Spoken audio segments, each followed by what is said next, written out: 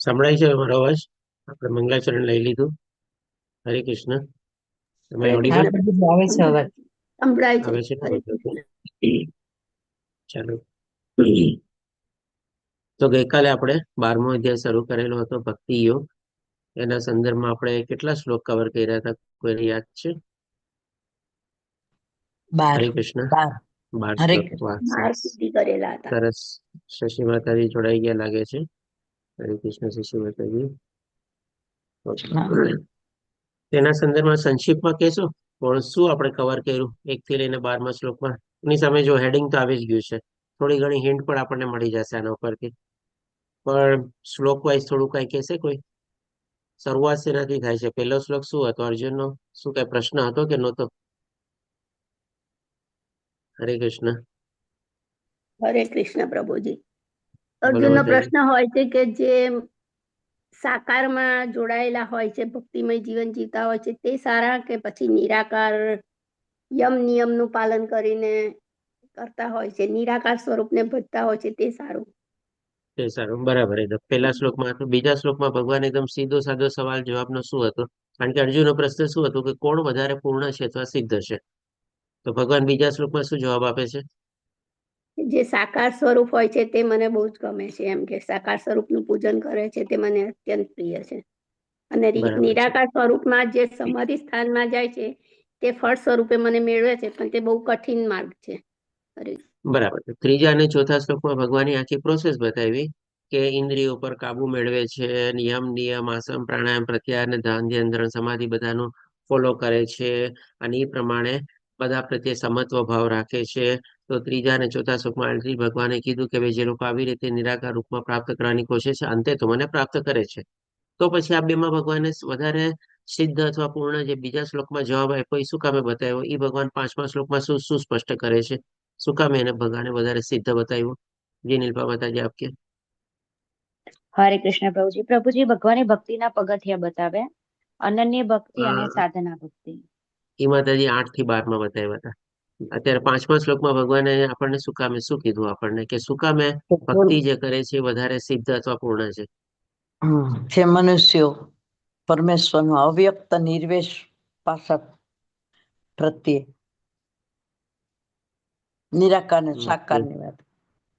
Okay, તો જો 5મા શ્લોકમાં ભગવાને છે ને એનો જે એ બીજા બહુ શ્લોકમાં કઠિન જવાબ હોય છે આપ્યો હતો. એટલે હા, બરાબર. કે ભાઈ એ જે લોકો કઠિન માર્ગ નિરાકાર છે. અથવા નિર્વિશેષમાં પ્રવૃત્ત થયેલા છે, એમાં જ્યાં સુધી આ દેહ છે, આપણે મનુષ્ય દેહમાં આપણે રહેલા છે ત્યાં સુધી એમાં આગળ વધવું બહુ જ કઠિન છે. એટલા માટે ભક્તિ ભગવાન બતાવે છે કે ભાઈ વધારે પૂર્ણ અથવા સિદ્ધ છે. પછી 6ઠ્ઠા અને 7મા શ્લોકમાં ભગવાન પાછા ભક્તો ઉપર આવે છે, અને ભક્તને શું એક બહુ સરસ મજાનો આપણને કહે ને કે પારિતોષિકના રૂપમાં એક બતાવે છે, પરિણામ બતાવે છે. શું બતાવે છે ભગવાન? કે જે સતત ભક્તિમાં લાગેલા હોય એના માટે ભગવાન શું કરે છે? યાદ કરેલું પિક્ચર. એના સંદર્ભમાં આપણે એક દાખલો તેમને બી લીધેલો હતો. તેમનો ઉદ્ધાર કરવા હું તરત જ આવું છું. જ્યારે મને યાદ કરે હા, છે એમનો ભવસાગરમાંથી હું તરત ઉદ્ધાર કરું છું. ભાવસાગરમાંથી, એટલે કે જે જન્મ નિરંતર મરણ ભગવાનની રૂપી ભક્તિમાં ભવસાગરમાં પ્રવૃત્ત થયેલા હોય છે. બરાબર. જન્મ કે એટલે કે ભક્તોની પાછળ પાછળ ભગવાન જાય છે, અને જે નિરંતર આવી રીતે ભક્તિમાં પ્રવૃત્ત થયેલો હોય એનો ભગવાન જે છે તરત એનો હાથ ઝીલે છે અને ભૌતિક દુનિયાના ભવસાગરમાંથી એનો ઉદ્ધાર કરે છે. ત્યારે જે ઓલી સાધના અને તપસ્યામાં પ્રવૃત્ત થયેલા હોય એની પાછળ પાછળ ભગવાન નથી જાતા. ભગવાન એને શું કે તને તારા ઉપર બહુ ભરોસો છે ને, ઠીક છે, તું તારી સાધનામાં પ્રવૃત્ત થા, લાગેલો રે એમાં, જોઈએ ક્યાં સુધી કેટલો આગળ વધે છે તારે. પણ ભગવાન ભક્તોના હંમેશા પાછળ પાછળ રહે છે, ભક્તોનું રક્ષણ કરે છે, ભગવાનની જરૂરિયાત ભક્તોની જરૂરિયાત પૂરી પાડે છે. અને ભગવાન ઈ 6ઠ્ઠા અને 7મા શ્લોકમાં બતાવે છે કે એનો આ ભવસાગરમાંથી હું તત્કાળ ઉદ્ધાર કરનારો છું. પછી હવે જે 8 થી લઈને 12મા શ્લોકમાં જે પ્રમાણે નીલપા માતાજીએ કીધું કે ભક્તિના આપણને અલગ અલગ લેવલ બતાવે છે.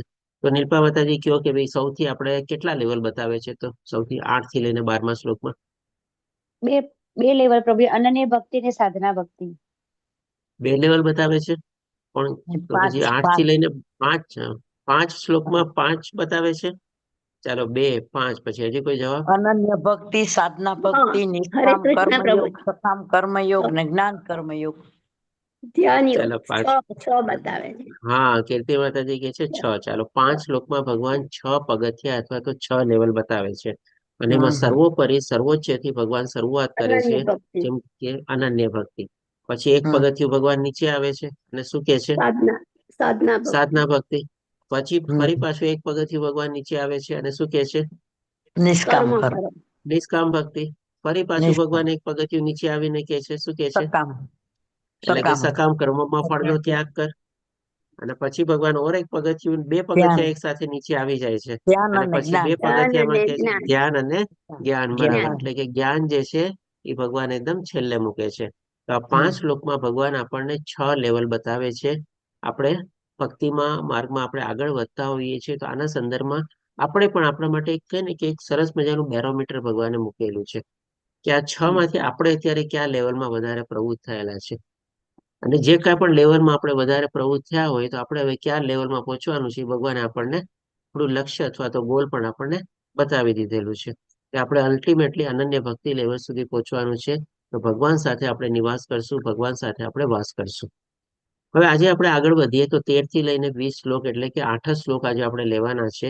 પણ 8 શ્લોકમાં છે ને ભગવાન એના ભક્તો માટેના 30 ગુણ બતાવે છે. એ આપણે એક એક કરીને પણ લેશું અને અંતમાં જયારે 8 શ્લોક કવર કરી લેશું ત્યારે 30 શ્લોકને આપણે છે ને 4 ભાગમાં વિભાજિત કરશું. આપણે કે ભક્તે પોતાના માટે કેવું વર્તન રાખવાનું હોય છે, ભૌતિક દુનિયાના સંદર્ભમાં બીજા લોકો પ્રત્યે કેવું વર્તન રાખવાનું હોય છે, ભક્ત પછી ભગવાન પ્રત્યેને કેવું વર્તણૂક હોય છે આપણે, અને આધ્યાત્મિક રીતે એનું કેવું વર્તણૂક હોય છે. આ 4 ભાગમાં આપણે આ 30 ગુણને છે ને આપણે સ્પ્લિટ કરશું. એના સંદર્ભમાં પણ આપણી પાસે એક સરસ મજાનું કોષ્ટક અથવા તો એક ટેબલ તૈયાર થઈ જશે કે ભાઈ આપણે સૌથી પહેલા તો બીજા કોઈની પાસેથી કાંઈ અપેક્ષા કે આશા રાખીએ એની પહેલા આપણે કેવું આચરણ કરીએ છીએ, એમાં આપણે પૂરેપૂરા ખરા ઉતરા છે કે નહીં, એ આપણે જોવાનું છે. તો હવે આપણે આગળ વધતા જોઈએ તો સૌથી પહેલા 13મા શ્લોકમાં ભગવાન કહે છે, 13મા અને 14મા શ્લોકમાં, જે કોઈ મનુષ્ય કોઈનો દ્વેષ કરતો નથી. આપણે દ્વેષ અને ઈર્ષા વચ્ચે થોડું ઘણું ચર્ચા કરી ગયા છે. આપણને મારા ખ્યાલથી બધાને ખબર હશે કે દ્વેષ અને ઈર્ષામાં તફાવત શું છે. ક્લિયર છે બધાને કે પછી થોડુંક સંક્ષિપ્તમાં લેવું છે? શું કહેશો આ બધા? દ્વેષ અને ઈર્ષામાં તફાવત શું છે? અથવા તો કોઈ કે. હરે કૃષ્ણ પ્રભુજી, થોડું સંક્ષિપ્તમાં હલો ને પ્લીઝ. ઓકે, ચાલો. નીલપા માતાજી કહે છે સંક્ષિપ્તમાં લ્યા છે. ચાલો, તો નીપા માતાજીની તો રિક્વેસ્ટ આવી ગઈ. હવે મારા તરફથી એક રિક્વેસ્ટ છે, જો કોઈને કઈ ખબર હોય તો એ પેલા સંક્ષિપ્તમાં બતાવે, પછી હું પણ સંક્ષિપ્તમાં લઈ લઈશ. ચાલો, કોઈને ખબર છે ઈર્ષ્યા અને દ્વેષ વચ્ચે ફરક શું? આપણે સંક્ષિપ્તમાં બતાવે. ચાલો.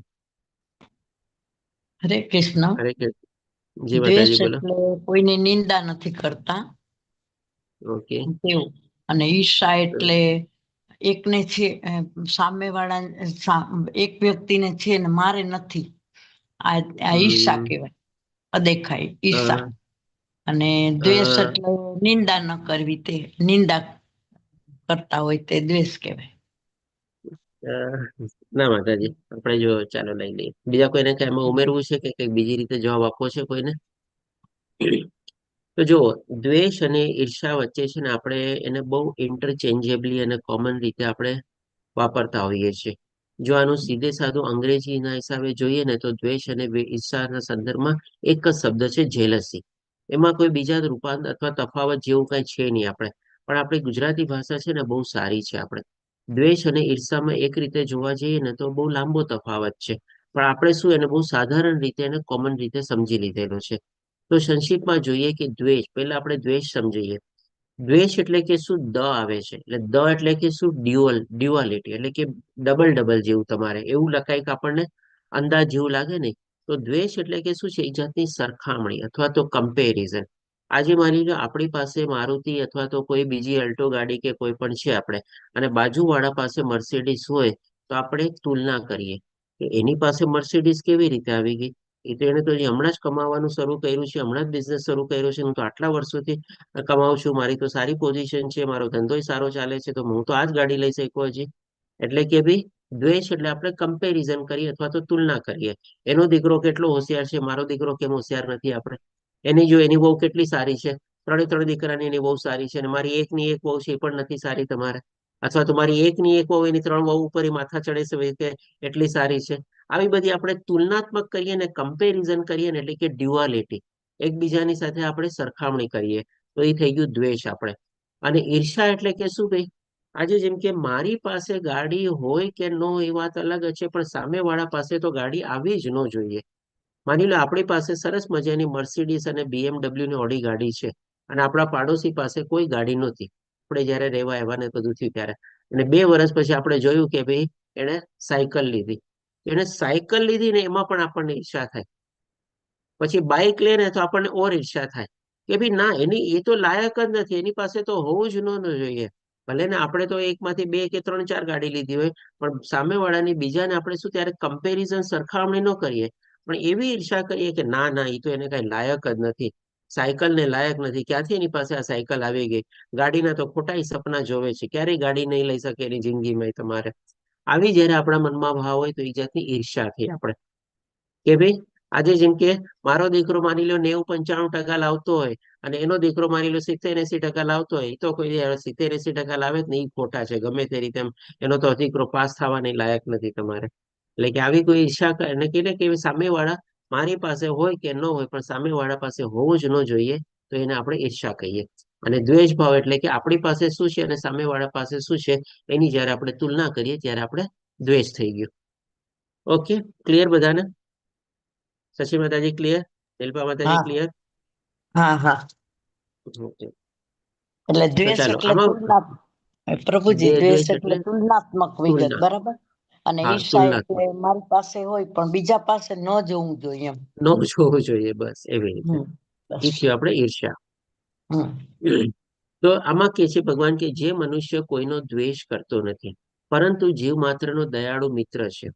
હવે આ શ્લોકમાં 13 અને 14મા શ્લોકમાં છે ને ભગવાન 8 ગુણ બતાવે છે. પણ 8 ગુણને છે ને આપણે પેરના અથવા હિસાબે સંદર્ભમાં આપણે સમજશું. કારણ કે એવું નથી કે આજે ભગવાન અત્યારે 30 ગુણામાં બતાવે છે તો 30 ગુણ આપણે ભક્તમાં એ રીતે આપણે લાવવાની આપણે કોશિશ કરવાની. પણ એમાં એવું છે ને કે ઘણા ગુણો જો આપણે એક ગુણમાં આપણે આગળ વધીએ ને, તો એનો જે બીજો ગુણ છે ને, એ ઓટોમેટિકલી આપણામાંથી કાં તો નાબૂદ થઈ જાય, કાં તો એ પાછળ પાછળ એ પણ વધતો જાય. હવે જેમ કે અહીંયા જો ઓપોઝિટ હોય, આજે જેમ કે દ્વેષ કરવું અને દયાળુ ભાવ રાખવો, બંને શું છે એકબીજાથી ઓપોઝિટ છે. આજે આપણે કોઈના પ્રત્યે દયાભાવ રાખતા હોઈએ તો એની આપણે ઈર્ષા કરીએ જ નહીં, એનો દ્વેષ બી આપણે ન કરીએ. આપણે હંમેશા એના પ્રત્યે દયાભાવ જ રાખીએ, પ્રેમ ભાવ જ રાખીએ, આપણને લાગણી ભાવ જ હોય આપણે. આજે જેમ કે માની લો આપણા પુત્ર પુત્રીને આપણે લોકો ચાહતા હોઈએ, તો એની કોઈ દી આપણે એના પ્રત્યે કેટલો પ્રેમ હોય છે આપણને, કેટલા આપણે એના ઉપર કૃપાળુ અને દયાળુ હોઈએ મા બાપ તરીકે. આપણે કોઈ દી એની ઈર્ષા કરીએ, કોઈ દી આપણને એનો દ્વેષ થાય? નો થાય ને.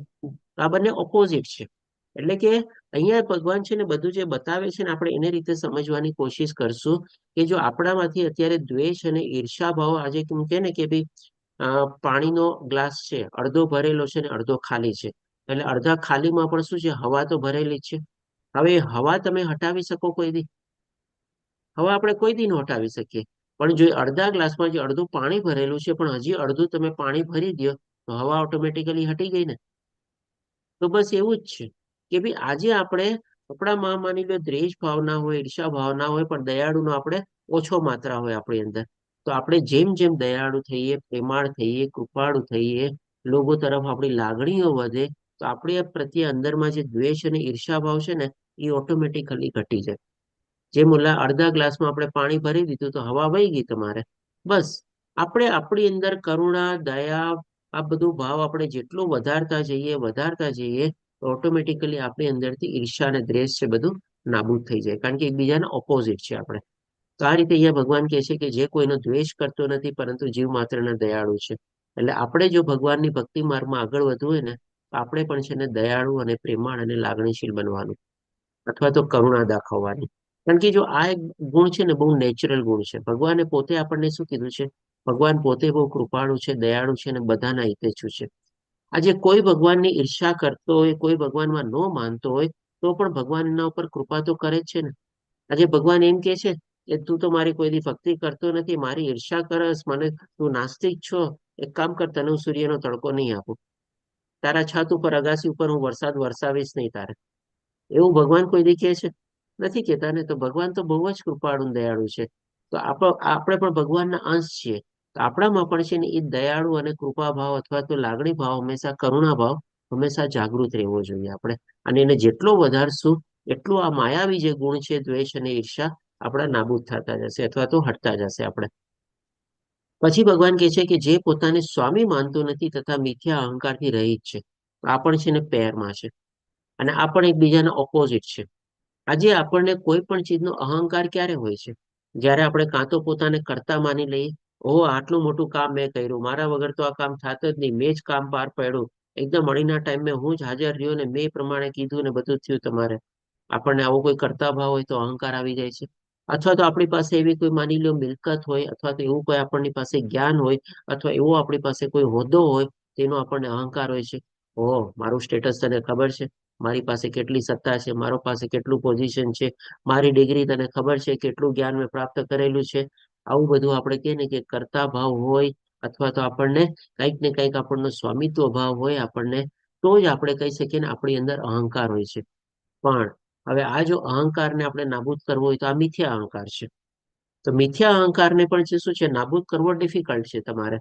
પણ હવે આપણે જો સમજી લઈએ કે ભાઈ મારી પાસે જે કાંઈ પણ છે બધું ભગવાનનું દીધેલું જ છે ને, અને જે કાંઈ પણ મારી પાસે છે, હું ક્યાં કાંઈ લઈને આવ્યો તો અહીંયા ને ક્યાં કાંઈ લઈને જવાનો છું, તો પછી હું શેનો અહંકાર કરું છું? કઈ ચીજ મારી માલિકની છે? આજે મારી લ્યો મારી પાસે ગાડી બંગલા આ તે પ્રોપર્ટી બધું હોય, અને હું પોતાને એને માલિક ગણતો હોઉં, તો માલિક તરીકે સૌથી પહેલો હક શું છે કે જ્યારે પોતે વિદાય કરે ત્યારે બધું સાથે લઈ જાય ને. આપણે આમાંથી શું સાથે લઈ જવાના છે આપણે બોલો? આપણા કોઈ કફનમાં અથવા તો કોઈ આપણા મરણ શૈયા ઉપર આપણા ઉપર જે વસ્ત્ર પાથરવામાં આવશે, ઢાંકવામાં આવશે, એમાં કોઈ દી ખીચું હોય છે? તો કે ખીચું હોતું નથી તમારે. અથવા તો માની લો કોફિનમાં પણ લઈ જાય તમારે, તો એમાં કોઈ દી આજે માની લો મૃત છે તમારે, અને એમ્બ્યુલન્સને આપણે બોલાવે કે ભાઈ ડેડ બોડી કેરિયર, અને એને કહીએ ભાઈ તું એક લોકર વાળી એમ્બ્યુલન્સ મોકલજે, કારણ કે ડેડ બોડીને ઘણો બધો સામાન ને દર દાગીના બધું એમાં લઈ જવું છે. કોઈ એમ્બ્યુલન્સ લોકર વાળી તમારી સાથે આવશે બોલો? નહીં આવે ને. તો કે એકેયમાં લોકર નથી, એકેયમાં ખીચા નથી, કાંઈ નથી, તો પછી આપણે કઈ ચીજના પોતાની જાતને આપણે માલિક કહીએ છીએ? કઈ ચીજના આપણે પોતાને સ્વામી સમજીએ છીએ? શું કહે છે શશી માતાજી, આપણો હેન્ડ રેઝ છે. હરે કૃષ્ણ પ્રભુજી. તો ઈજિપ્તની અંદર પિરામિડમાં એ લોકો કેમ રાજા મહારાજાઓ આ બધું ભરતા, કે સુગંધી દ્રવ્યો ને એવું ભણવામાં આવતું અમારે ભૂગોળમાં કે ઇતિહાસમાં, કે ઈજિપ્તની અંદર પિરામિડની અંદર સુગંધી દ્રવ્યો ને એને ગમતી રાજાને ગમતી બધી વસ્તુઓ ને એના મોટા મોટા પિરામિડો છે ને અત્યારે ઈજિપ્તમાં, તો એમાં તો એ બધું ભરવામાં આવતું કે આ કઈ લઈ તો જવાનું નથી, તો કેમ એવું હતું એમ. બરોબર છે માતાજી. જો ઇજિપ્ત નું તમે નામ લીધું અને રાજા મહારાજાનો દાખલો લીધો અને તમે પિરામિડ નું બધું વર્ણવ્યું તમારે, એના સંદર્ભમાં તમને એક દાખલો આપું જે એકદમ સાચો છે આપણે કહી શકીએ. અને એનું તમે ગૂગલમાં કે યુટ્યુબમાં બધું જોશો ને, ઘણું બધું તમને મળી બી જશે. આપણે સિકંદર, હા સિકંદર પણ આપણે કે ને બેબીલોન ની બધા તમારે રાજા હતો, અને હા સિકંદર રાજા એટલે કે આખી દુનિયાનું ઉપર સામ્રાજ્ય એને મેળવેલું હતું તમારે. અને હમ એણે હમ શું કીધું હતું કે ભાઈ હું જયારે મરું ને ત્યારે મારી કબરમાંથી છે ને મારો એક હાથ છે ને તમે આ બહાર રાખજો, હમ અને ખાલી હાથ તમે દેખાડજો બધાને. તો હમ શું છે, ઘણી બધી માન્યતાઓ ને બધું હોય છે તમારે. તો આજે સિકંદરે રાજા તરીકે જ એ જ કીધું ને કે તમે ખાલી હાથ હમ બહાર રાખજો, કે જેથી લોકોને દુનિયાને ખબર પડે કે ભાઈ મેં સિકંદર કાંઈ તરીકે લઈ રાજા નથી તરીકે આખી દુનિયા ઉપર વિજય મેળવેલો હતો, પણ જયારે હું ત્યારે દુનિયામાંથી ગયો ત્યારે ખાલી હાથે ગયો, કાંઈ સાથે લઈને નથી ગયો. એટલે આ બધી શું છે, માન્યતાઓ ને બધું હોય છે આપણે. અચ્છા માન્યતાઓ છે બરાબર. માન્યતા ને બધું હોય છે તમારે. ઓકે, એની પ્રશ્ન સારો હતો, સારો દાખલો બી યાદ આવ્યો આપણે ટાઈમમાં. તો આ જ ચીજ છે આપણે કે ભાઈ આપણે જો કોઈ ચીજના સ્વામી જ ન માનીએ તો પછી હવે આપણને અહંકાર ક્યાંથી આવે? કોઈ વસ્તુ, ઇવન આપણે કહીએ ને કે ઘણા લોકોને પોતાના રૂપ ઉપર બહુ અહંકાર હોય છે. અરે ભાઈ તને જે રૂપ મળ્યું છે એમાં તું મને કે ભાઈ તારા કેટલા ટકા? તો કે કાંઈ નહીં. ભગવાને જેને નેચરલી સુંદરતા આપેલી હોય તમારે, એના માટે પણ ઘણા લોકો આપણે કહીએ ને મિથ્યા અહંકાર કેળવતા હોય છે. ઓહ હું આટલો સુંદર, હું આટલો હેન્ડસમ, હું આટલી સુંદર, હું આટલી આવી રીતે આમ તમારે. તો આના માટે પણ શેનો અહંકાર? કોઈ જાતનો અહંકાર આપણે કહીએ ને કે ભાઈ જે છે બધું ભગવાનનું દીધેલું છે, મેં કાંઈ નથી પ્રાપ્ત કર્યું કે નથી કાંઈ મારી પાસે રહેવાનું છે કે નથી હું કાંઈ લઈ જવાનો, તો પછી અહંકાર આપણો રહે જ નહીં. હવે હજી ભગવાન આગળ કહે છે કે જે સુખ તથા દુઃખમાં સમાન રહે છે, અને જે સહિષ્ણુ છે. તો આને પણ આપણે પેરમાં લઈએ તમારે. હવે જો સુખ અને દુઃખમાં સમાન એટલે કે બેલેન્સ રહે છે. હવે પહેલા આપણે દુઃખથી શરૂઆત કરીએ. માની લઈએ દુઃખમાં આપણે શું હોય, થોડું ઘણું સહન કરવાનું હોય ને, તો તો ભાઈ માની લો આપણે સહિષ્ણુતા આપણે કેળવી લીધેલું હોય, આપણી સહનશક્તિ કેળવેલું હોય, તો પછી આપણને સુખ અને દુઃખની એટલી બધી લાંબી પરિભાષા સમજવાની જરૂર નથી આપણામાં. સહનશક્તિ કેળવેલી છે, ભાઈ જે છે ભગવાનની મરજી પ્રમાણે થાય છે, મારા કર્મોની ગતિ પ્રમાણે થાય છે. કદાચ ભગવાન મારા ઉપર કૃપા કરે છે કે ભાઈ મેં તો ઓર વધારે ઘોર પાપ કર્યા હશે ને મને જે ભગવાને ત્યારે સજા આપી રહ્યો છે એ તો કદાચ નાનકડી સજા આપે છે, અથવા તો મારે તો આના કરતા ઓર મોટી સજાને માટે હું પાત્ર છું. આવું જો આપણે કેળવી લઈએ, આવી સહનશક્તિ આપણે કેળવી લઈએ, તો આપણે કેવી રીતે દુઃખોનો સામનો પણ આપણે કરી શકીએ. અને પછી આવે છે સુખ. હવે જયારે દુઃખમાં આટલી કઠિન પરિસ્થિતિમાં આપણે જો એમાંથી પસાર થઈ ગયા હોય, તો આપણને સુખ જેવું છે ને બધું એમ લાગે કે ભાઈ આ તો ભગવાનની દેન છે ને. આજે જેમ કે કુંતી માતા પણ જયારે એને રાજ્ય મળી જાય છે મહાભારતના યુદ્ધ પછી, અને કૃષ્ણ ભગવાન જયારે વિદાય લે છે ત્યારે એને કેટલું બધું સુખ મળ્યું વિચારો. આખા પૃથ્વીનું જ આમ તો સામ્રાજ્ય મળી ગયું હતું ને ત્યારે પાંડવ લોકોને. પણ ત્યારે પણ શું છે, ભગવાનને શું પ્રાર્થના કરે છે કે ભાઈ તું મને દુઃખ આપજે કે જેથી કરીને હંમેશા તને યાદ કરું. એટલે કે ભગવાનના જે ભક્તો હોય છે ને એને થોડી ઘણી તકલીફમાં પસાર થવાની અને સહનશક્તિ કેળવાની ઓટોમેટિકલી અથવા બાય ડિફોલ્ટ છે ને એનામાં ગુણ આવી જાય છે. પછી એને સુખની છે ને કોઈ વધારે ઇમ્પોર્ટન્સ લાગતું નથી, કારણ કે જેમ સુખ છે ને આપણને ભક્તિમાંથી વિચલિત કરે છે. અને એમાં સૌથી વધારે કળિયુગમાં આપણે કહીએ ને તો જેની પાસે પૈસા વધારે હોય છે ને, પૈસાદાર માણસ છે ને સારી એવી ભગવાનની ભક્તિમાં પ્રવૃત્ત થતા આગળ વધતા એને ઘણી બધી વિટંબણા આવે છે. ઘણા બધા એને કે આપણે વાંધાઓ આવે છે, એ નથી વધી શકતું એટલું. અને જેને દુઃખ અથવા તકલીફ હોય છે ને, એ આપણે કહી શકીએ ને કે ભગવાનની ભક્તિમાં છે ને હંમેશા ભગવાનને યાદ કરે છે. એ ક્યારેય ભગવાનને ભૂલતો નથી, કારણ કે એ બધી પરિસ્થિતિમાં એક સાયકલની જેમ છે ને પસાર થયેલો હોય છે આપણે. પણ જે નાનપણથી જ ખાલી સુખ સુખ સુખમાં ને એમાં જે હોય ને, કદાચ હોઈ શકે કે એ ભગવાનને પ્રાપ્ત કરવાના રસ્તા, કારણ કે એના કર્મ કઈ સારા કર્યા હશે એટલા માટે એને માની લો ત્યારે આ જન્મ એવું મળ્યું કે ભાઈ એટલું બધું પૈસાદાર કુટુંબ આ છે, બધું જાઓ છે, નાની બધું સુખ બુખ બધું મળ્યું, ઇન્દ્રિય તૃપ્તિ શરીર સુખના બધા સુખ સાધન સગવડો મળ્યા, પણ અલ્ટિમેટલી એને બધું ભોગવી લીધું. પછી એને ખબર નથી કે મારી ગતિ શું થશે તમારે. કારણ કે હજી એના પાપ કર્મો તો બાકી જ હશે ને કંઈક ને કંઈક. વચ્ચે એને કંઈક પુણ્ય કર્યા તો પુણ્ય કર્મ ભોગવવા માટે ભગવાન એને એ પ્રકારનો જીવ આપી દીધો. પણ જે બધા હજી પાપ કર્મો તો સમૂળગા નાશ નથી થયા. પણ જે ભગવાનના ભક્તો હોય છે ને, એ તો ભગવાન એમ જ પ્રાર્થના કરે છે કે ભગવાન તું મને બસ ખાલી તારી ભક્તિ આપતો રહે, અને આ સુખ અને દુઃખ છે તો આવતું જાતું રહેશે. એની સંભાળ છે ને પછી ભગવાન લઈ લે છે. તો આના સંદર્ભમાં પણ આપણે સમજી શકીએ છીએ કે જો આપણે સહિષ્ણુ થઈ જઈએ ને, તો આ સુખ અને દુઃખમાં ઓટોમેટિકલી બાય ડિફોલ્ટ આપણે બેલેન્સ જાળવી શકીએ. પછી આજે સદા સંતુષ્ટ છે. સંતુષ્ટ પણ શું છે, આ સુખના સંદર્ભમાં છે. જેમ મેં કીધું ને કે ભાઈ ઘણી વાર આપણને અનાયાસે કંઈક ને કંઈક બેનિફિટ થઈ જાય છે, કંઈક ને કંઈક એવું ઘણી તકલીફમાંથી પસાર થયા. માની લો મા બાપ છે દીકરા દીકરીઓને ભણાવીને આગળ બધા મોકલા તમારે, અને પોતે બહુ તકલીફો ભોગવીને આ બધું કર્યું હોય, પેટે પાટા બાંધીને જેમ આપણે કહે ને કયું કહેવત છે તમારે, મેં મારા દીકરાને ભણાવ્યો આ બધું કર્યું. માની લો દીકરા દીકરી બહુ સારા નીકળ્યા તમારે, અને પછી એ જ મા બાપને એની જાતિ જિંદગી એ કહીએ ને કે ભાઈ પાણીની બદલે એને દૂધ મળે, એવી ટાઈપની અવસ્થા પ્રાપ્ત થાય. એટલે કે એટલું સુખ શાંતિ સુગવડ વૈભવ આ તે બધું પ્રમાણે એના દીકરા દીકરીઓ વહુ અને બધું એને આપતા હોય તમારે. તો આમાં પણ શું છે, એનાથી પણ એ પોતે વધારે હરખાતા નથી. એમાં પણ શું છે, સંતુષ્ટ માને છે કે ભાઈ ભગવાનની કૃપા હશે કાંઈક છે એટલા માટે મને મળી રહ્યું છે. ભગવાનને હંમેશા સાથે રાખીને ચાલે છે. એમ નહીં કે ત્યારે એ ટાઈમે પછી ભૂલી જાય છે. જેમ કીધું ને કે સુખ અને દુઃખમાં તો ભગવાનના જે ભક્તો હોય છે ને એ સાયકલમાંથી જેમ પસાર થતા હોય છે, તો એ આવું સુખ પણ આવે ને ત્યારે પણ એવી સંતુષ્ટ ભાવના હોય છે કે હવે તો બધું ભગવાનના કારણે જ મળેલું છે મને. બાકી મારી શું આપણે લાયકાત હતી કે બધું આ બધું મને મળી શકે. એટલે કે સદા સંતુષ્ટ રહે છે, એટલે કે ભગવાનમાં એને સંતોષ હોય છે. એની સાચી મિલકત અથવા એની સાચી જે કહે ને કે પ્રોપર્ટી એસેટ શું છે, એની ભક્તિ અને ભગવાનમાં વિશ્વાસ આસ્થા અને શ્રદ્ધા છે. અને એની સાથે પોતે સંતુષ્ટ હોય છે. બાકી ભૌતિક દુનિયામાં સંદર્ભમાં ભૌતિક સુખ સગવડોના સંદર્ભમાં એને સંતુષ્ટિની જો કોઈ પરિભાષા જોતી નથી, કારણ કે એની ઈચ્છા જ ઓછી હોય છે તમારે.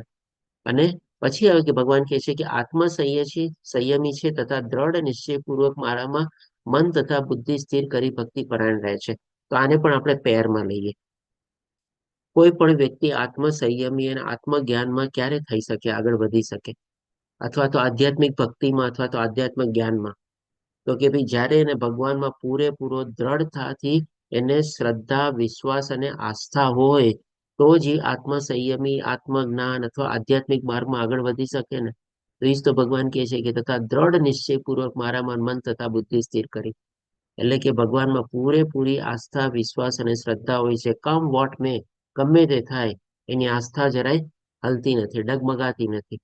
તો જ એ આત્મસંયમી થઈ શકે. તો અહીંયા જે ભગવાને આપણને 8 ગુણો બતાવ્યા, આપણે એને 4 પેર તરીકે લઈ શકીએ. એક ચીજને વધારશો, અને આ બંને શું છે? બંને પેરેલલ જઈ શકે તમારે. આ બંને આત્મસંયમી અને ભગવાનમાં પૂરેપૂરું મન બુદ્ધિ લગાડવું, આપણે એકબીજાને કોન્ટ્રાડિક્ટરી નથી. પેલા 3 ચીજ શું છે? આપણે જોયું ને, 6 ચીજ આપણે કોન્ટ્રાડિક્ટરી છે. એટલે કે માની લો આપણે દયાળુ બનીએ તો આપણે ઈર્ષ્યા અને દ્વેષ ગુણ ઓટોમેટિકલી ઘટી જાય. આપણે સ્વામિત્વ ભાવ જ ન રાખીએ તો પછી આપણને મિથ્યા અહંકાર આવે જ નહીં. પછી આપણે સહિષ્ણુ થઈ જઈએ તો સાથે સાથે ઓટોમેટિકલી સુખ અને દુઃખમાં આપણે સમાન જ રહી શકીએ. અને એવી જ રીતે જો આપણે ભગવાનના આસ્થા, વિશ્વાસ, શ્રદ્ધા હોય તો જ આપણે આત્મજ્ઞાન અથવા આત્મસંયમી અને આધ્યાત્મિક માર્ગમાં આપણે આગળ વધી શકીએ. એટલે કે બંને રીતે કીધું ને કે કાં તો એકબીજાની સાથે પેરેલલ ચાલશે, કાં તો એકબીજાના ઓપોઝિટ હોય. તો એક ચીજ વધારશું એટલે કે સારી ચીજ વધારશું તો ખરાબ ચીજ ઓટોમેટિકલી નાબૂદ થઈ જશે આપણે. હવે પછી ભગવાન અહીંયા આપણને આગળ 15મા શ્લોકમાં બીજા 3 ગુણો બતાવે છે. તો એના સંદર્ભમાં કહે છે, આ સમજવું ઈઝી લાગે છે કે નહીં? આપણે શું કહેશો આ બધા? અત્યાર સુધી જે આપણે સમજ્યા, દાખલા લઈને બધું તમારે ડિફિકલ્ટ લાગે હરે છે કે કૃષ્ણ. થોડું? આ પ્રભુજી બધું અધ્યાય બીજોના સહેલું જ સ્થિત પ્રજ્ઞાના લક્ષણોને મળતું આવે છે ઘણું બધું. હા, એ તો છે, બરાબર છે. ઓકે, તો ક્લિયર થાય છે કે નહીં? સમજાય છે કે નહીં? બોલો, શું હરે કહેશો કૃષ્ણ બધા? પ્રભુજી, બહુ જ સરસ ક્લિયર થઈ સમજાય રહ્યું છે. હા પ્રભુજી. ચાલો, ઓકે. હા, આજે આપણે પ્રભુજી. 8 જ શ્લોક છે. જો વચ્ચે વચ્ચે કોઈનું કઈ ઇનપુટ હોય, કોઈકને કઈ ડિસ્કસ કરવું હોય, વચ્ચે કોઈ પ્રશ્ન હોય તો પણ આપણે પૂછી શકો છો. આપણે પણ આપણે લઈ લઈશું. હવે 15મા શ્લોકમાં ભગવાન કહે છે કે જે કોઈને કષ્ટ આપતો નથી અને જે અન્ય કોઈના કારણે અસ્વસ્થ થતો નથી. તો આ શેનાથી આવે છે? આ ગુણ આપણે જોઈએ તો જો આપણે 13મા અને 14મા શ્લોકમાં જાણી લીધું કે ભાઈ જે આત્મસંયમી હોય છે, આત્મસંયમી એટલે કે શું? ભાઈ આત્મજ્ઞાન કેળવેલું છે. એટલે કે ભાઈ સમજી ગયો છે કે ભાઈ હું ભગવાનનો એક અંશ તરીકે છું, અને જે આત્મા મારી અંદર છે એ જ બીજા જીવમાં પણ એ જ આત્મા રહેલો છે. તો આજે માની લ્યો હું કોઈને કષ્ટ આપું અને આપણે જાણી લઈએ કે ભાઈ હું શરીર નથી પણ આત્મા છું. અને આના સંદર્ભમાં એક નાનકડો આપણે દાખલો લઈએ. આપણે જેમ કે હમણાં હવે આપણે શું છે, શિયાળો પૂરો થઈ ગયો, ગરમી આવશે. તમારે ગરમી આવશે તો ત્યારે શું છે, ઘણા બધા આપણે ક્યારેક ક્યારેક એવા મચ્છર કે જીવજંતુ બધા આપણે નીકળતા હોય. તમારે આપણા ઘરમાં કયો કે આમ કયો કે તેમ, તમારા વાતાવરણ. ત્યારે આપણે શું કરીએ? તમારે ત્યારે આ બધું જ્ઞાન ને બધું ન હોય ત્યારે આપણે શું કરીએ?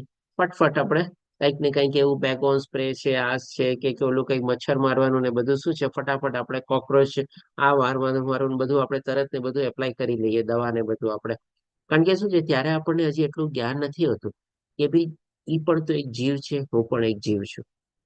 આજે ઈ જીવમાં પણ ઈ જ આત્મા રહેલો છે, જે આત્મા અત્યારે મનુષ્ય તરીકે મારામાં રહેલો છે. તો હવે ઈ જીવને હું શું કામે કષ્ટ આપું? ઈ જીવને હું શું કામે તકલીફ આપું? અત્યારે આમાં શું છે, હું માણસનો દાખલો નથી લેતો. માણસને તો આપણે તકલીફ આપવાની નથી, પણ જે આવા જીવ જંતુઓ બધા બી હોય છે તમારે, એના સંદર્ભમાં પણ આપણે તરત વિચારીએ છીએ. આપણે એના માટે ઉપાય તરીકે શું કરવાનું હોય છે?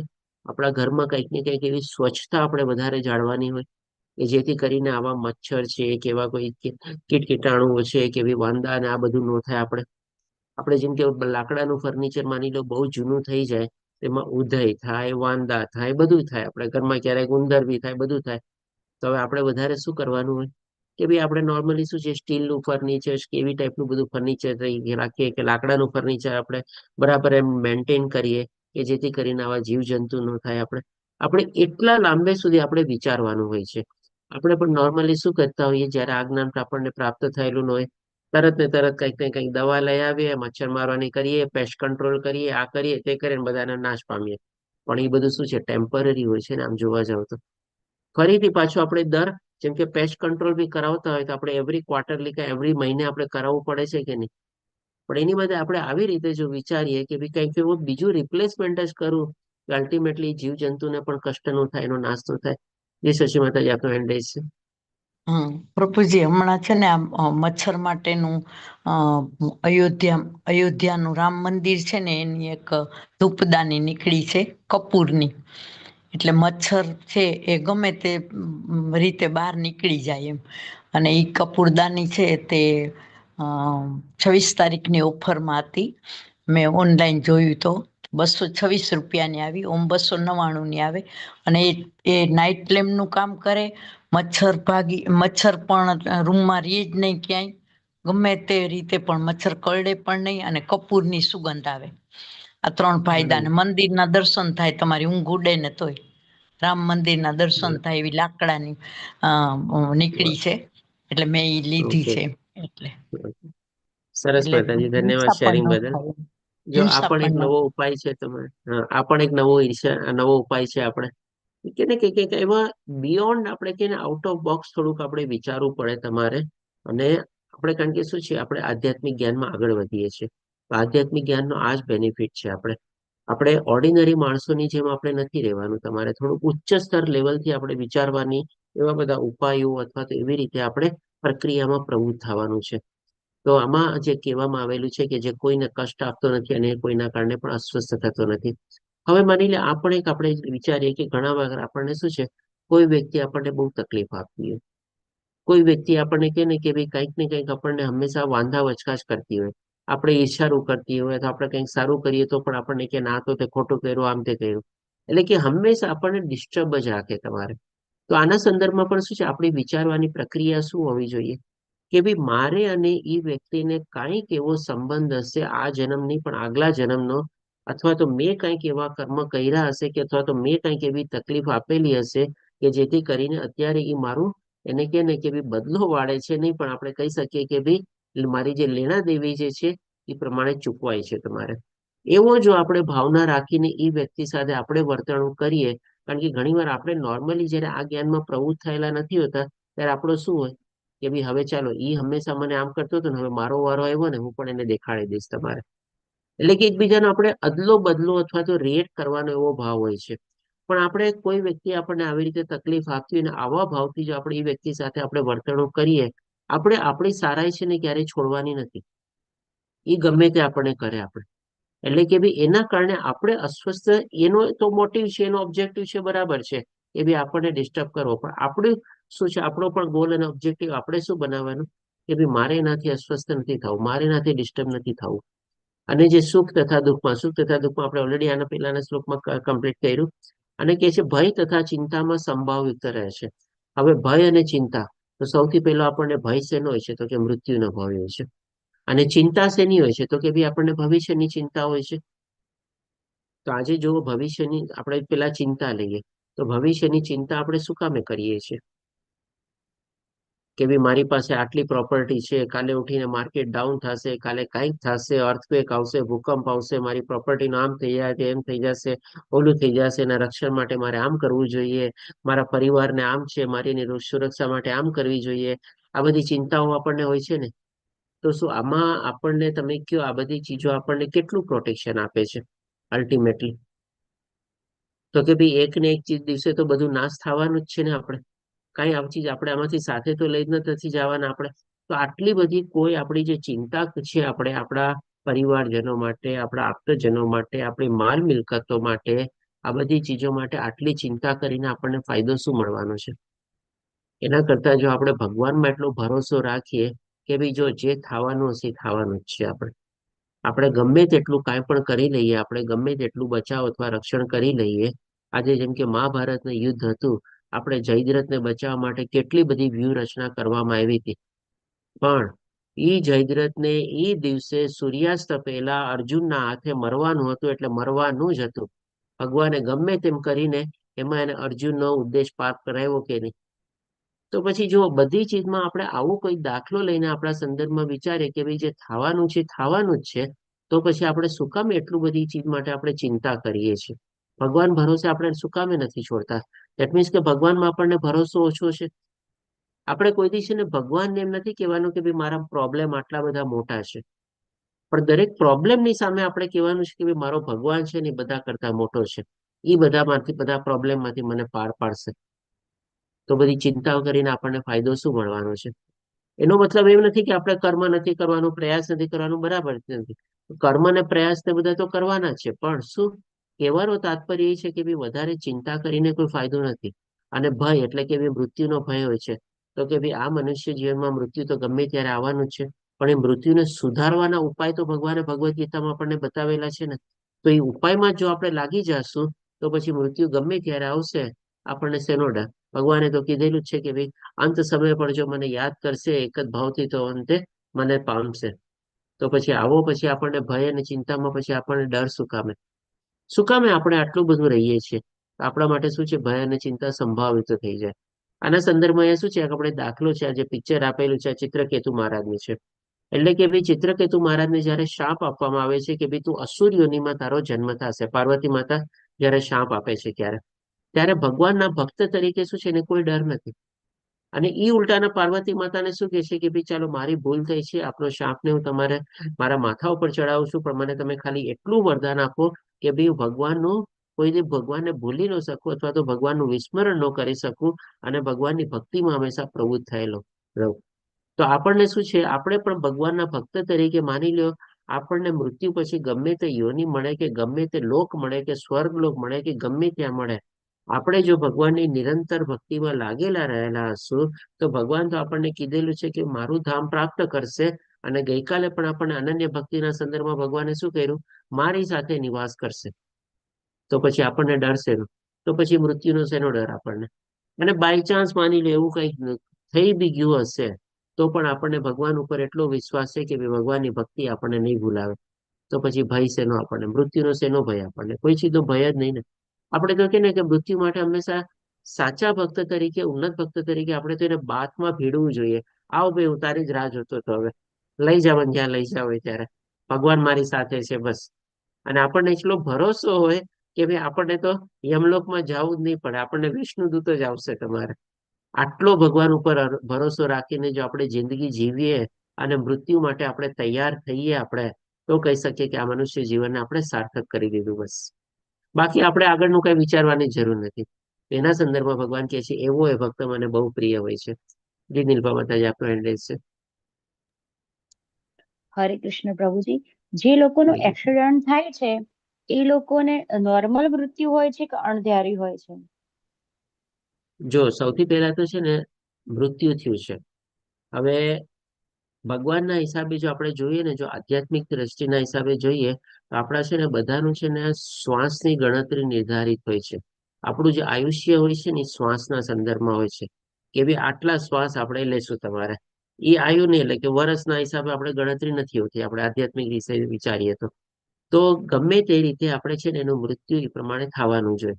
હવે જે તમે કીધું ને કે એક્સિડન્ટ મૃત્યુ થયું, એટલે કે ભાઈ માની લો આકસ્મિક રીતે મૃત્યુ પામ્યા, તો એકચ્યુઅલી છે ને ત્યાં સુધી એના શ્વાસ નિર્ધારિત થયેલા હશે ને એ પ્રમાણે એને મૃત્યુ પામ્યા. હવે કેવી રીતે, એટલે કે ક્વોન્ટિટી અથવા તો હાઉ મચ એ પ્રમાણે ડિસાઇડ થઈ ગયું. હવે હાઉ એટલે કે કેવી રીતે, એટલે કે નોર્મલ ડેથ અને આકસ્મિક અથવા તો એક્સિડેન્ટલ ડેથ. તો જો એક્સિડેન્ટલ ડેથ થવું અથવા નોર્મલ ડેથ થવું ને છે એ પણ આપણા ઉપર નથી. આપણા છે ને કર્મો બધું નિર્ધારિત કરે છે. આપણે આજે જેમ કે મહાભારતના યુદ્ધ ભૂમિ ઉપર ઘણા બધા સૈનિકો ત્યારે મૃત્યુ પામ્યા, તો એ તો આપણે કહી શકીએ ને કે એ લોકોનું શું નેચરલ ડેથ હતું? Definitely not. It's not a natural death આપણે કહી શકીએ. તો જે લોકોનું આવી રીતે આજે કળિયુગમાં એવા બધા યુદ્ધ ને બધું નથી રહ્યા, પણ આવા બધા એક્સિડન્ટ થઈ ગયા છે. માની લો ફ્લાઇટનું એક્સિડન્ટ થઈ ગયું, કે કોઈક અર્થક્વેકમાં મૃત્યુ પામ્યા, કે કોઈક એવા સુનામીમાં મૃત્યુ પામ્યા, અને બહુ યંગ એજમાં મૃત્યુ પામ્યા, કોઈ બાળકનું મૃત્યુ પામ્યા, કોઈ વૃદ્ધાવસ્થામાં મૃત્યુ પામ્યા. તો આ બધું શું છે, એક જાતનું સામૂહિક મૃત્યુ છે ને. તો એ એકચ્યુઅલી ભગવાનની જે લીલા હોય છે, અથવા તો ભગવાને બધાને પ્રમાણે નિર્ધારિત કરેલું હોય છે કે ભાઈ આટલા જીવો અત્યારે આ રીતે બધા મૃત્યુ પામશે. તો પછી આપણે જયારે આધ્યાત્મિક લેવલમાં પહોંચીએ ને ત્યારે આપણે નોર્મલ અથવા એક્સિડેન્ટલ ડેથનો કોઈ ફરક રહેતો જ નથી. આમ જોવા જાવ ને તો આપણે ત્યારે એ રીતે વિચારવાનું જ નથી, કારણ કે એ રીતે વિચારીએ ને તો એ આપણે ભૌતિક રીતે વિચારીએ છીએ. ભાઈ એ માણસનું મૃત્યુ આવ્યું તો એ આવવાનું હશે અને નિર્ધારિત હશે, એટલે ગમે તે રીતે એ પ્રમાણે મૃત્યુ પામ્યા, બસ દેટ્સ ઓલ. આપણે એટલું જ સમજવાનું છે. ક્લિયર નિર્ભા માતાજી?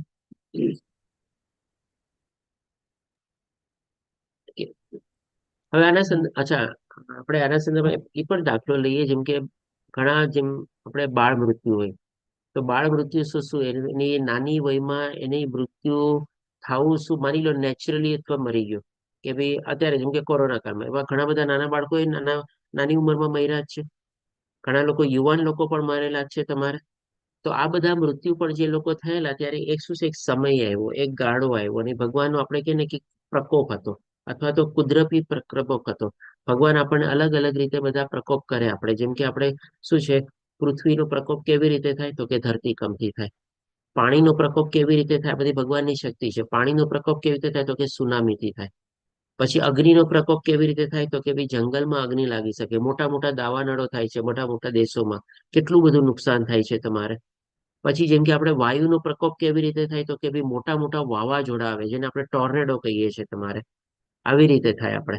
પછી જેમ કે હવે વાયુના સંદર્ભમાં આપણે બીજું એ પણ કહી શકીએ, જેમ કે આ બધી મહામારીઓ જે ફેલાવે છે તમારે, એ બધી બીમારીઓ કેવી રીતે ફેલાવે થાય છે, સંક્રમણ કેવી રીતે થાય છે, તો એક જાતનું વાયુ જે છે ને એજન્ટ બને છે એમાં આપણે. એ બધી બીમારીઓ બધી ફેલાવે છે, આગળ લઈ જાય છે.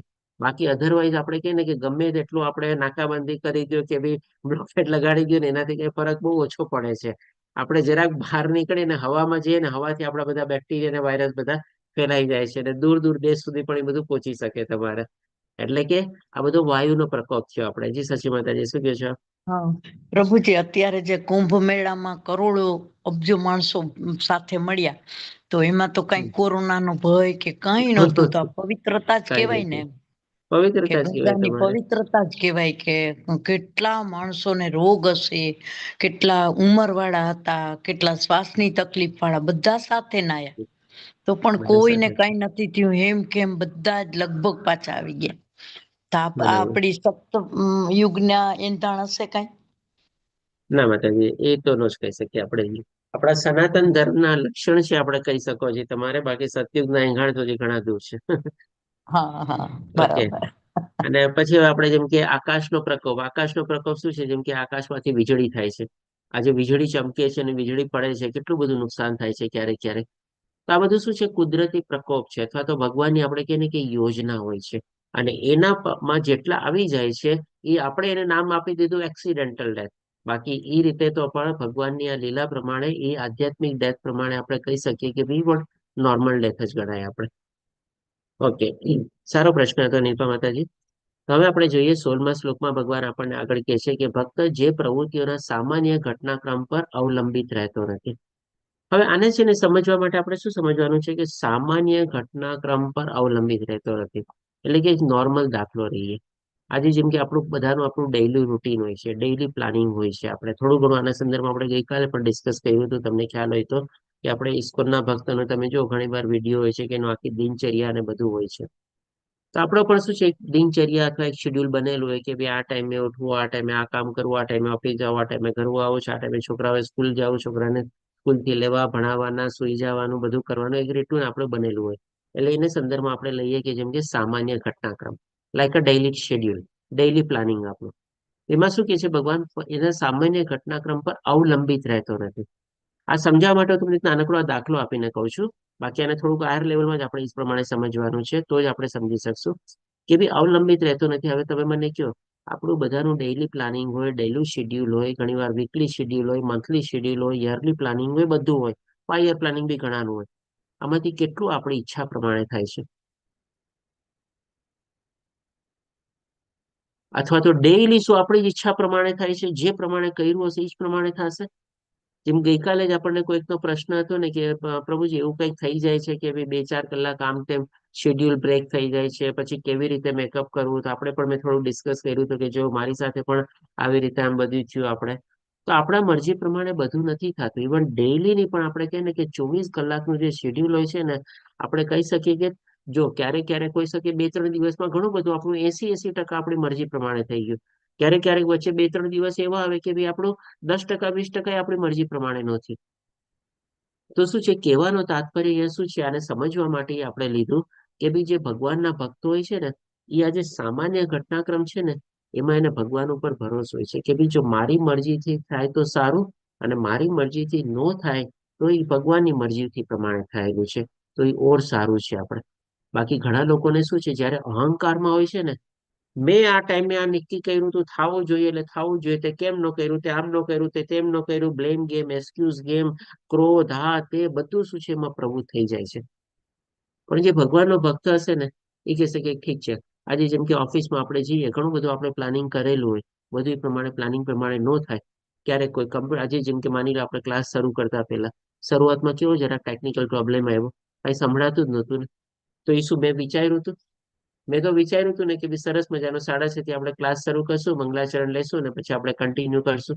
પણ મારે શું કરવું પડ્યું, મંગલાચરણ લીધું પછી આપણે સાઉન્ડ નહોતો આવતો તો પાછું મારે એક્ઝિટ થવું પડ્યું, પાછું મારે એન્ટર થવું પડ્યું, પાછું મારે લાઈવ ઓન કરવું પડ્યું. તો એ શું મારી મરજી પ્રમાણે થયેલું હતું? એટલે કે આ સામાન્ય ઘટનાક્રમ છે ને, કે મારી પ્રમાણે ચાલવું પડે. હું કહું કે ભાઈ ના ના ચાલો હવે આજે ક્લાસ નહીં થાય, આમ નહીં થાય, તમારે આજે આપણે ક્લાસ મોડો થઈ ગયો છે, હવે આજે ક્લાસ કરવો ડિફિકલ્ટ છે, આ નથી ચાલતું, તે નથી ચાલતું, હું ભગવાનને પ્રાર્થના કરું, મનમાં ને મનમાં પ્રાર્થના કરી કે ભગવાન આજે પ્રોબ્લેમ છે, આને સોલ્વ કરી દો બસ. એટલે કે ભાઈ કહેવાનો તાત્પર્ય એ છે કે બધું આપણી મરજી પ્રમાણે ન થાય. એટલે એ સામાન્ય ઘટનાક્રમ પર અવલંબિત, અવલંબિત એટલે કે એના બહુ ડિપેન્ડન્ટ નહીં. Whatever happens at per the wish of the God, per the wish of the Krishna. તો પછી એવું માનીને આપણે શું કામે નથી ચાલતા? એટલે કે આવી રીતે નોર્મલ કોર્સમાં આપણે ચાલવું જોઈએ. અને જે પવિત્ર, નિપુણ, ચિંતા રહી તથા સમસ્ત દુઃખોથી મુક્ત છે. હવે આ બધું શું છે?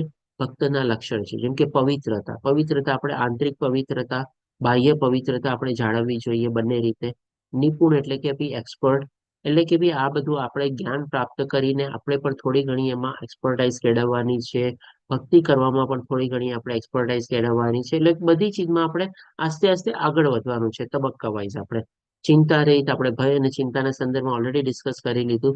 અને સમસ્ત દુઃખોથી મુક્ત, કારણ કે હવે એને અહીંયા સમસ્ત દુઃખોથી મુક્તનો મતલબ એમ નથી કે એને કોઈ તકલીફ જ નથી, એને કોઈ પ્રોબ્લેમ જ નથી, એને કોઈ ડિફિકલ્ટ જ નથી, એવું નથી. આપણે પણ સમસ્ત દુઃખોથી મુક્ત એટલે કે શું ભાઈ, એને સુખ અને દુઃખની પરિભાષા સમજાઈ ગઈ છે.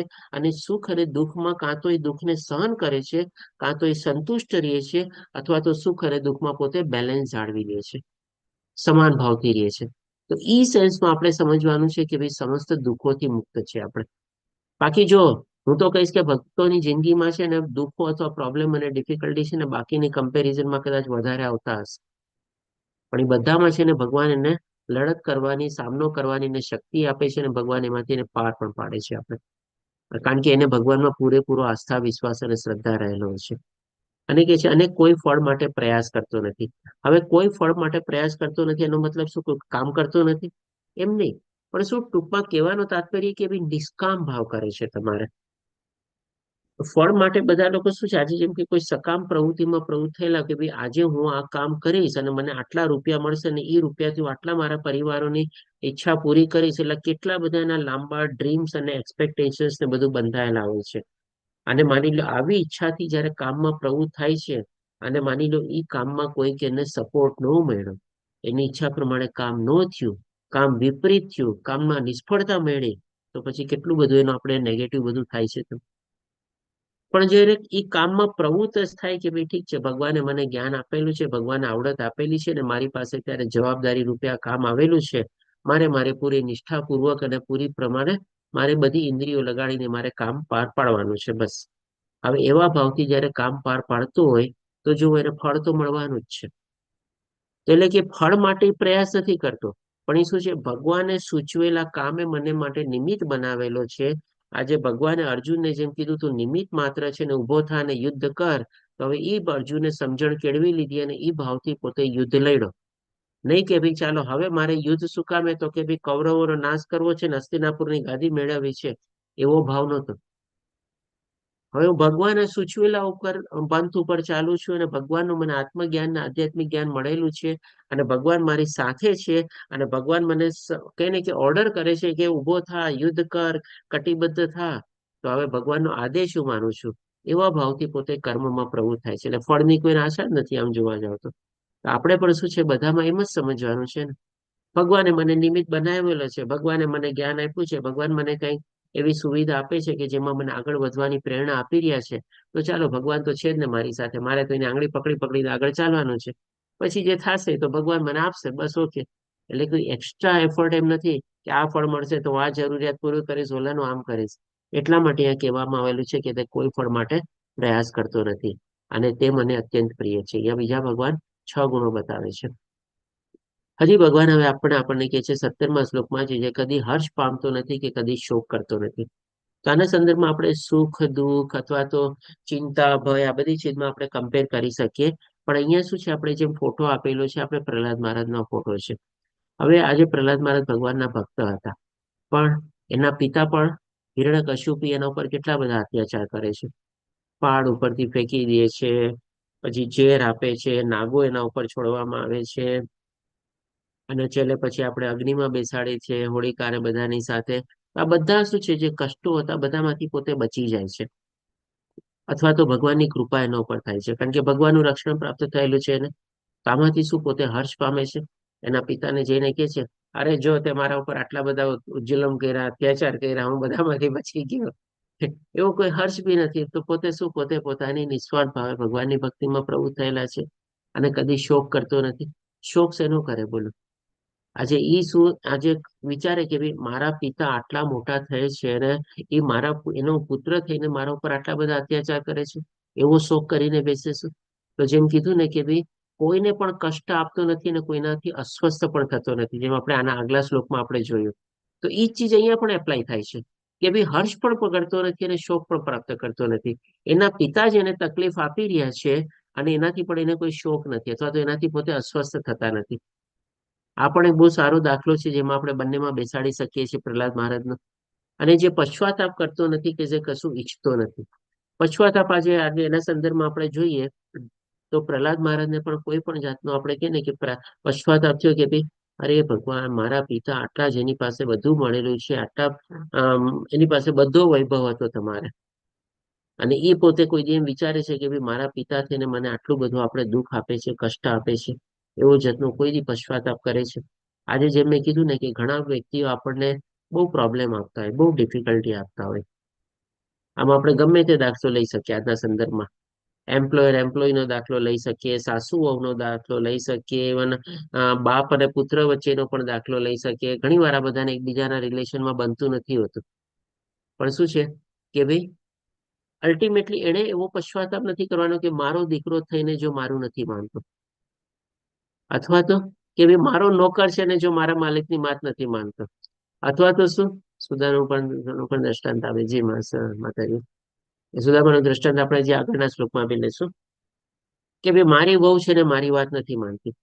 આપણે શું સમજવાનું છે કે ભાઈ મારી કોઈક એવી લેણા દેવી હશે, અથવા તો કાંઈક મારે ચૂકવવાનું બાકી હશે, અથવા તો કાંઈક મેં એવી તકલીફ આપેલી હશે આ જન્મમાં કે આગલા જન્મમાં, કે જેનું મને આપી રહ્યું છે અથવા તો વળતર મળી રહ્યું છે. બસ આપણે સમજી રહેવાનું કે ભાઈ મારા એવા પાપ કર્મો અત્યારે ધોવાઈ રહ્યા છે, પાપ કર્મો મારા ચૂકવાઈ ગયા છે, મારો હિસાબ બરોબર થઈ રહ્યો છે, એવો ભાવ આપણે રાખવાનો છે. અધરવાઇઝ કોઈ પશ્ચાતાપ કરીને આપણને ફાયદો નથી.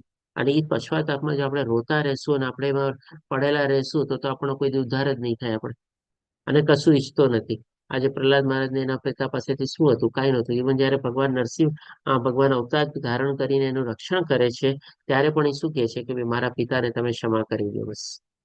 અને જે શુભ તથા અશુભ બંને વસ્તુનો પરિત્યાગ કરે છે. શુભ અશુભ, સુખ દુઃખ, આ બધું એક સંદર્ભમાં આપણે લેવાનું છે, કારણ કે એના માટે શુભ અને અશુભ કઈ જેવું છે જ નહીં. જે થાય છે બધું ભગવાનની મરજી પ્રમાણે થાય છે. તો તે ભક્ત મને અત્યંત પ્રિય છે. હવે 18 અને 19મા શ્લોકમાં ભગવાન કહે છે કે જે શત્રુઓ તથા મિત્ર પ્રત્યે સમાન રીતે વર્તે છે. હવે તમે કહેશો કે ભગવાનના ભક્ત માટે પાછા શત્રુ મિત્રો ક્યાંથી આવી ગયા? તો એકચ્યુઅલી જો ભગવાનના ભક્તો અને શત્રુ અને મિત્રો વચ્ચે કોઈ તફાવત હોતો જ નથી, પણ સામેવાળો વ્યક્તિ આ ભક્તને શત્રુ બી માની શકે છે અને મિત્ર બી માની શકે છે.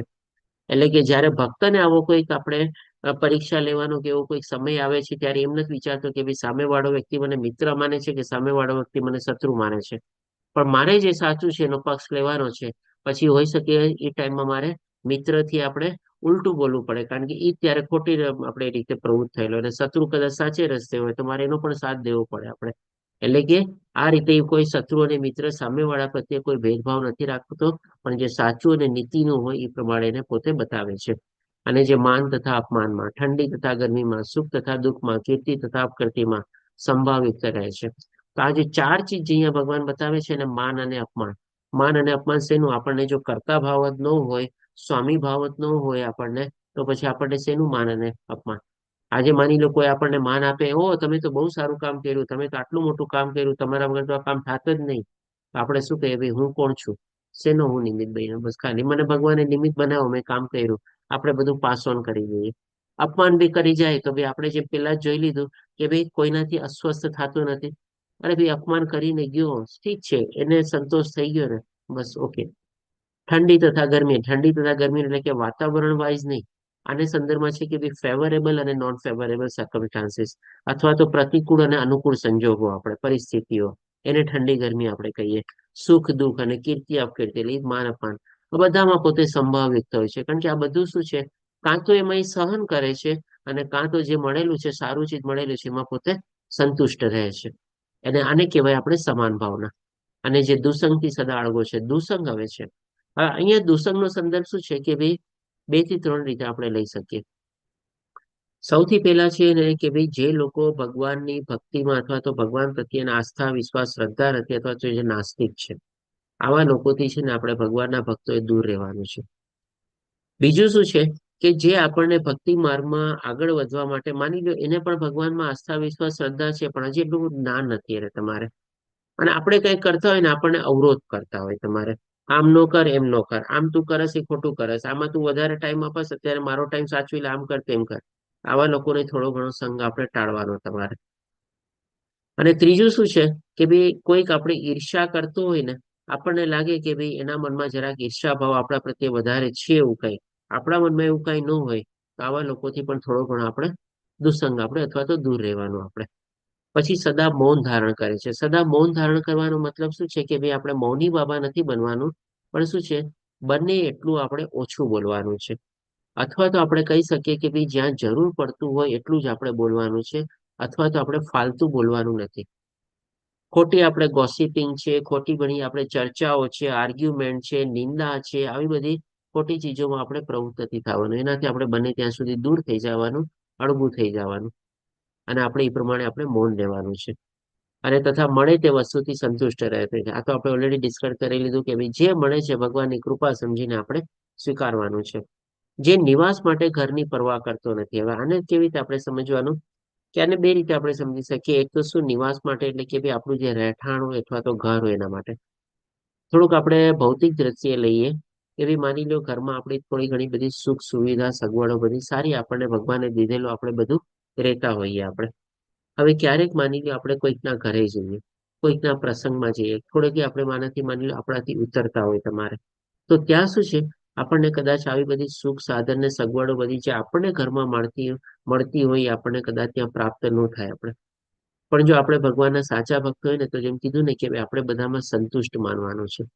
આપણે ત્યારે શું છે, એને સ્વીકારી લેવાનું છે કે ભાઈ ઠીક છે, જે છે ત્યાં સુધી આપણે વધારે આપણી ફરમાઈશ અથવા વધારે ડિમાન્ડ નથી મૂકવાની. ઓહો, આવી રીતે આમ છે, આજે માની લો કોઈ આપણને આમંત્રણ આપે ને કે ભાઈ તમારે તો લગ્નમાં આવવું જ પડશે, અને તમારે જોડાવવું જ પડશે, આ ગામમાં મારે આવવું જ પડશે, ત્યારે આપણે શું કહીએ, ભાઈ તું મને કઈ હોટલમાં ઉતારો આપીશ, કેટલે દૂર હશે, કેવી રીતે હશે, શું શું સગવડ હશે. આપણે એના આમંત્રણની બદલે આપણે તો વધારે આપણી સામે ફરમાઈશ અને ડિમાન્ડ મૂકતા હોઈએ કે ભાઈ ઠીક છે, તું બહુ કહેશ ને હું આવી તો જઈશ, પણ જો મને આ હોટલમાં તારે ઉતારો આપવો પડશે, એના વગર તો હું રહી નહીં શકું તમારે. આવી બધી ડિમાન્ડ મૂકીએ, બિચારો આપણને એટલા માનપૂર્વક આદરપૂર્વક બોલાવતો એને કદાચ ન પહોંચી શકતો હોય, અને આપણી ડિમાન્ડ પ્રમાણે પણ ચાલો બિચારો તાણી તુણીને કરી બી લે, તો અલ્ટિમેટલી તો આપણે એને તકલીફ આપી ને, એને દુઃખ આપ્યું ને. તો આપણે સ્ટાર્ટિંગમાં જ જોયું ને કે કોઈ મનુષ્ય બીજાને કષ્ટ નથી આપતો, તો આ તો આપણે ઓલરેડી એને કષ્ટ આપી દીધો તમારે. પછી આપણે કહીએ કે જો ભાઈ એને મને બહુ બોલાવ્યો ને, અને સાથે આપણે પોતે માન બી કરીએ, ઓ મારું આટલું માન કર્યું, બધું કર્યું, તો એ પણ તો ખોટું જ છે ને. એના કરતા બી આપણે એકદમ નોર્મલ ઓર્ડિનરી મેન તરીકે આપણે એનું આમંત્રણ સ્વીકારીએ, ત્યાં જઈએ, ઉલટાને એને મદદ કરીએ, કોઈક સેવામાં આપણે પ્રવૃત્ત થઈએ, તો એ વ્યક્તિને કેટલું ગમે બોલો, કે ભાઈ આટલો ઊંચો માણસ, આટલા હોદ્દાવાળો માણસ મારા એક આમંત્રણથી પોતે આવી બી ગયો, બધાની સાથે રહ્યો બી, અને પોતે મને મદદ બી કરી તમારે. તો આ સેન્સમાં આપણે લેવાનું છે કે ભાઈ જે નિવાસ માટે ઘરની પરવા કરતો નથી. અને હવે જો થોડુંક હાયર લેવલમાં આધ્યાત્મિક તરીકે આપણે સમજીએ, આપણે આજે જેમ કે આ મૃત્યુલોકમાં આપણે આવ્યા છે, આ ઘર આપણે બનાવ્યું છે, તો કે આપણે તો બનાવ્યું નથી, અને આમાંથી કોઈ ચીજ આપણી સાથે બી આવવાની નથી. અને આના પછી ભગવાન આપણને જે યોનિમાં આપશે અથવા તો માની લો કોઈ બીજા લોકમાં મોકલશે આપણને, તો ઈ પણ તો ઘર આપણે બનાવ્યું નથી ને આપણે. એટલે કે આપણો ભક્ત તરીકે ભગવાન ગમે ત્યાં આપણો નિવાસ કરે, આપણને મૃત્યુલોક આપે, સ્વર્ગલોક આપે કે નરકલોક આપે, આપણે કોઈ પણ એવા નિવાસ અથવા ઘરની કોઈ પરવા કરવાની જરૂર નથી. આપણે તો ભગવાનમાં ભરોસો રાખવાનો છે અને ભગવાનને એ કહેવાનું છે કે ભાઈ હું તારું વિસ્મરણ ન કરું, તને ભૂલું નહીં, તારી ભક્તિ મને રહે બસ. બાકી મારો તું વાસ અથવા નિવાસ તો ગમે ત્યાં કરાવ, ગમે તે લોકમાં કરાવ, ગમે તે યોનિમાં કરાવ, મને કોઈ ચિંતા નથી. જેમાં આપણે આના પેલા ચિત્રકેતુ મહારાજની પણ સ્ટોરી લીધી ને, એ જ રીતે આપણે અહીંયા એની સાથે પણ અહીંયા કમ્પેર કરી શકીએ. પછી જે જ્ઞાનમાં દ્રઢ રહે છે અને ભક્તિમાં સંલગ્ન રહે છે, તો ડેફિનેટલી આપણે શું છે, જ્ઞાન અને ભક્તિ બંને પરસ્પર ચાલે છે આપણે કહી શકીએ. પેલા આપણે જો ભક્તિમાં પ્રવૃત્ત થઈ જઈએ ને તો જ્ઞાન ઓટોમેટિકલી આવવાનું છે. અને જો જ્ઞાનમાં પ્રવૃત્ત થઈએ ને તો પછી આપણે એને એપ્લાય કરવા માંડીએ ને, અલ્ટિમેટલી ભેગું કરેલું જ્ઞાનને પણ આપણે એપ્લાય કરવાનું છે. આજે કોઈ ડોક્ટર બની જાય, સર્જન બની જાય અને પછી કે અમે ઓપરેશન થિયેટરમાં જતા મને ડર લાગે છે, તો એ જ્ઞાન એનું કઈ કામનું નથી. એવી જ રીતે આપણે પણ ઘણા બધા ભગવદ્ ગીતા, આ તે ભાગવતમ બધાના ક્લાસ કરી લઈએ, લેવલ 3, લેવલ 4, લેવલ 5 સુધી આપણે પહોંચી જઈએ, બધું જ્ઞાન એકત્રિત કરી લીધું, પણ હવે એ જ્ઞાનને આપણે એપ્લાય ન કરીએ, એટલે કે ભક્તિમાં ન મૂકીએ, તો એ પણ એક આપણે કહે ને કે ભાઈ knowledge not used is a garbage. એટલે કે એક જાતનો આપણે માઇન્ડમાં ખાલી કચરો જ આપણે ભરીએ છીએ. એટલે કે ભાઈ જ્ઞાનમાં બી દ્રઢ થવાનું છે અને સાથે સાથે આપણે ભક્તિમાં પણ એને એપ્લાય કરવાનું છે. આ થિયોરિટિકલ પાર્ટ છે અને ભક્તિ આપણે પ્રેક્ટિકલ પાર્ટ છે. તો જે સાયન્સ સ્ટુડન્ટ હોય એને થિયોરી અને પ્રેક્ટિકલ બંને ચીજ આવડવી જોઈએ. આપણે ખાલી થિયોરી ભણીને એક્ઝામ આપીને પોતે ડોક્ટર અથવા સર્જન ન બની શકીએ આપણે. આવા જ સંદર્ભ કહે છે ભગવાન કે છે આવો મનુષ્ય મને અત્યંત પ્રિય છે. અને હવે છે અહીંયા જેમ કે આપણે અમરીશ મહારાજની સ્ટોરી છે. આપણે અમરીશ મહારાજને ખબર હશે, આપણે જયારે દુર્વાસા ઋષિ અમરીશ મહારાજને શ્રાપ આપે છે, અથવા તો જયારે આપણે પોતે એક રાક્ષસને પ્રગટ કરે છે કે ભાઈ તો આ અમરીશ મહારાજનો નાશ કર, ત્યારે ભગવાન જે છે એના રક્ષણમાં આવે છે અને સુદર્શન ચક્ર એની પાછળ જાય છે. ત્યારે ભગવાન કહે છે કે ભાઈ તે મારા ભક્તનું અપમાન કરેલું છે, તો હું તો તને માફ નહીં કરી શકું, પણ મારા ભક્ત તને માફ કરી શકશે. એટલે કે ભાઈ ફરીથી પાછા અમરીશ મહારાજ પાછા આવે છે દુર્વાસા ઋષિ અને અમરીશ મહારાજ એને માફ કરે છે. એટલે કે આ શેના સંદર્ભમાં છે કે શત્રુઓ અને મિત્રો પ્રત્યે સમાન રીતે વર્તે છે. કારણ કે દુર્વાસા ઋષિએ જો એને શ્રાપ આપ્યો, બધું કર્યું, તેમ છતાં પણ આપણે અમરીશ મહારાજ જે છે એને દુશ્મન નથી સમજતા કે ભાઈ આ તો મારો શત્રુ છે, એને તો મને શાપ આપ્યો અને રાક્ષસને ઉભો કર્યો અને મને ખાવા માટે એને બધું કર્યું તમારે, તો એ કે ભાઈ ત્યારે પણ એ પોતે મિત્ર તરીકે વર્તે છે. કે ભાઈ જયારે દુર્વાસા ઋષિ એક એની શરણાગતિ લે છે અમરીશ મહારાજની, ત્યારે અમરીશ મહારાજ પણ એને શત્રુ તરીકે નહીં ગણતા, પણ મિત્ર તરીકે પણ એને માફ કરે છે, માફી કરે છે. એટલે કે ભાઈ સમાન રીતે વર્તે છે. હવે પછી આપણે છેલ્લો શ્લોક 20મો શ્લોક લઈએ આપણે, તો કે છે કે જેઓ આ ભક્તિ યોગના અવિનાશી પંથનું અનુસરણ કરે છે. એટલે કે અત્યાર સુધી ભગવાને છે ને 12 થી લઈને 19મા શ્લોક સુધી ભગવાને લગભગ 30 ગુણ આપણને બતાવી દીધા. હવે આપણે આના પછી આપણે એને ટેબ્યુલર ફોર્મમાં લઈશું અને આ 20મા શ્લોકમાં ભગવાન બધું ચીજ અહીંયા સમરાઇઝ કરે છે કે જે આપણે ભક્તિ માર્ગના પંથનું જે લોકો સ્વીકાર કરે છે અને એ માર્ગમાં ઉપર આગળ વધે છે. જીવેશ્વર પ્રભુજી એટેન્ડન્સ લિંક મૂકી દીધી છે, તો બધાને વિનંતી એટેન્ડન્સ ભરી દઈએ આપણે. જેવો આ ભક્તિ યોગના અવિનાશી પંથનું અનુસરણ કરે છે, એટલે કે એને ફોલો કરે છે અને મને જ પોતાનું સર્વોપરી ધ્યેય માની શ્રદ્ધાપૂર્વક, એટલે કે જો અલ્ટિમેટલી આપણે ભગવાનને ધ્યેય બનાવવાનું છે, આધ્યાત્મિક માર્ગમાં આગળ વધવું હશે અને મનુષ્ય જીવનને સાર્થક કરવો હશે, એટલીસ્ટ આપણે કહે ને કે ભાઈ આપણું ધ્યેય તો ઊંચું હોવું જોઈએ. આપણે ઓલી કહેવત છે ને, નિશાન ચૂક માફ પણ નહીં માફ નીચું નિશાન. એટલે કે ભાઈ આપણે ઉચ્ચતર લોકમાં સ્વરલોકમાં જવાનું પણ આપણું ધ્યેય નથી બનાવવાનું. આપણે ધ્યેય તો હંમેશા ઊંચામાં ઊંચું કે ભાઈ મને ભગવાનની પ્રાપ્તિ થવી જોઈએ બસ. ભલે એ ધ્યેય આપણે પામવામાં આપણે સફળ થઈએ કે ન સફળ થઈએ એ ભગવાન ઉપર છોડી દેવાનું છે, પણ આપણે પ્રયાસ તો પૂરેપૂરા કરવાના છે. એ ભગવાન કહે છે કે ભાઈ મને જ પોતાનું સર્વોપરી, એટલે કે સર્વોપરી એટલે કે ભગવાન જ સર્વોપરી છે અને એને પામવાનું ધ્યેય આપણે બનાવેલું છે. એટલે કે આપણું ધ્યેય પણ પછી સર્વોપરી ધ્યેય થઈ ગયું અને માની શ્રદ્ધાપૂર્વક રીતે મારામાં પરાયણ રહે છે. એટલે કે ભાઈ ભગવાનમાં પૂરેપૂરી આસ્થા, વિશ્વાસ, શ્રદ્ધા રાખીને આપણે આ ભક્તિ માર્ગનું અનુસરણ કરવાનું છે, ફોલો કરવાનું છે, પછી ભગવાન ઉપર છોડી દેવાનું છે અને પરાયણ રહે છે. તેવા ભક્તો મને અતિશય પ્રિય છે. તો જો ભગવાનના ભક્તો જોઈને પ્રિય હશે, તો ભગવાને તો કીધેલું છે કે ભગવાન એના ભક્તોનો કદી વિનાશ થવા નથી દેતા. તો પછી આપણને તો પછી કઈ ચિંતા કરવાની જરૂરત જ નથી, કોઈ ચીજનો આપણને ભય રહેશે જ નહીં. ખાલી આપણે તો શું કરવાનું છે, જેમ ભગવાને કીધું ને, આપણે પરાયણ રહેવાનું છે બસ. આપણે એ ભક્તિમાં આપણે ફોલો કરતા રહીએ અને અનુસરણ કરતા રહીએ, એટલે કે માર્ગદર્શનની રસ્તા ઉપર આગળ વધતા જઈએ, વધતા જઈએ, વધતા જઈએ. ક્યારે મંજિલ આવશે? અને જેમ ભગવાને 6થા અને 7મા શ્લોકમાં શું કીધું આપણને? હું તત્કાળ એને ઉદ્ધાર કરનારો છું. ભગવાન ક્યારે આપણને આપણો હાથ પકડીને આપણને ઉચકી લેશે? આપણો તો આપણે કહે ને કે બેડો પાર થઈ ગયો, બસ. આપણે ખાલી ચાલતું રહેવાનું છે બસ. બીજું આપણે કાંઈ નથી કરવાનું. ભગવાન એટલું સરસ આપણને અહીંયા બતાવે છે. તો આ રીતે આપણે અહીંયા 20મા શ્લોક સુધી કમ્પ્લીટ થાય છે. હવે જો આ ટેબ્યુલર ફોર્મ લઈ લઈએ આપણે, આ તમારે કોષ્ટક ઘણું કામમાં આવશે અને તમે ફોલો કરી શકો છો. તમે જોઈએ આપણે 4 ચીજ છે. પેલું આપણે પોતાના પ્રત્યેનું, એના સંદર્ભમાં 18 ગુણ ભગવાને બતાવ્યા 12 થી લઈને 19મા શ્લોક સુધીમાં. પછી અન્ય જીવાત્માઓ સાથે આપણે કેવો વ્યવહાર કરવાનો છે. જ્યાં સુધી આ ભૌતિક દુનિયામાં છે, બધા સાથે આપણે પાલો પડવાનો છે. આપણે ખાલી માણસો નહીં, જીવજંતુઓ સાથે પાલો પડવાનો છે. પ્રકૃતિ સાથે પાલો પડવાનો છે. તો એની સાથે આપણે કેવો વ્યવહાર રાખવાનો, એમાં 5 ગુણ બતાવે છે. પછી આપણે આવી વસ્તુઓ અથવા તો સ્થળ અને જગ્યાઓ, એટલે કે માની લો ઘણીવાર આપણને કોઈ જગ્યા ગમતી હોય, કોઈ જગ્યા ન ગમતી હોય, કોઈક માફક આવે, નો માફક આવે, તેના સંદર્ભમાં પણ ભગવાન આપણને 3 ગુણ બતાવે છે. અને પછી આપણને ભગવાન બતાવે છે કે ભગવાન સાથે અને આધ્યાત્મિકના સંદર્ભમાં આપણો કેવો વ્યવહાર રહેવો જોઈએ, તેના સંદર્ભમાં ભગવાન આપણને 4 ગુણ બતાવે છે કે ભગવાન સાથે કેવો વ્યવહાર. તો આને તમે એક જસ્ટ આને કોષ્ટક અથવા ટેબલના રૂપમાં તમે લઈ શકો છો. અને આને પ્રમાણે જો આપણે ફોલો કરીએ ને, જેમ ભગવાને કીધું ને, આને જો આપણે અનુસરણ કરતા રહીએ, પેલા આપણે 18 ગુણ જે અહીંયા ભગવાને બતાવેલા ને, આપણા પોતાના ઉપર તો આપણે લાગુ કરીએ, પછી આપણે બીજા ઉપર લાગુ કરીએ, અને પછી આપણે જે ચીજ આપણા કંટ્રોલમાં નથી, પ્રકૃતિ અથવા તો સ્થળ અથવા જગ્યા, એના ઉપર આપણે લાગુ પડીએ.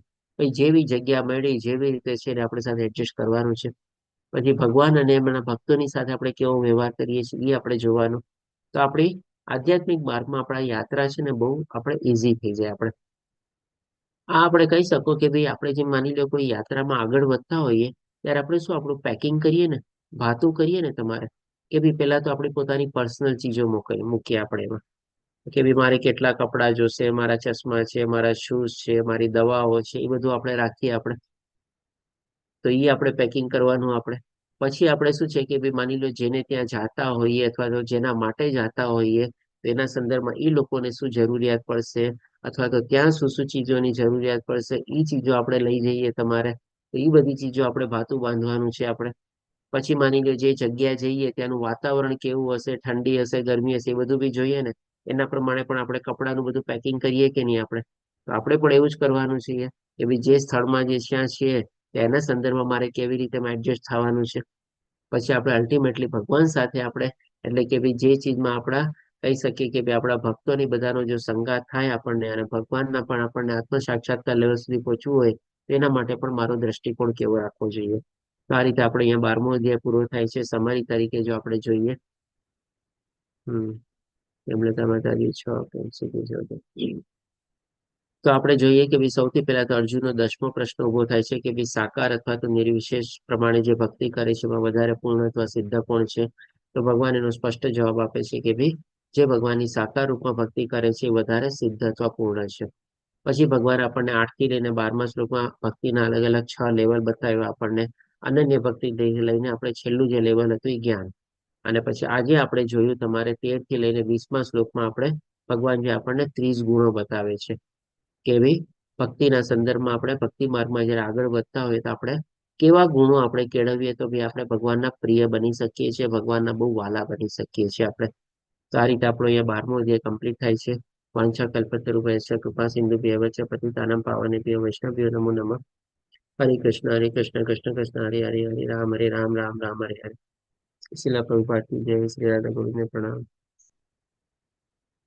8 શ્લોક હતા પણ આપણે થોડું ઘણું બહુ ડિટેલમાં ડિસ્કસ કર્યું આપણે. હવે આના સંદર્ભમાં જો કોઈને કઈ પ્રશ્ન હોય તો પણ આપણે લઈ શકીએ છીએ.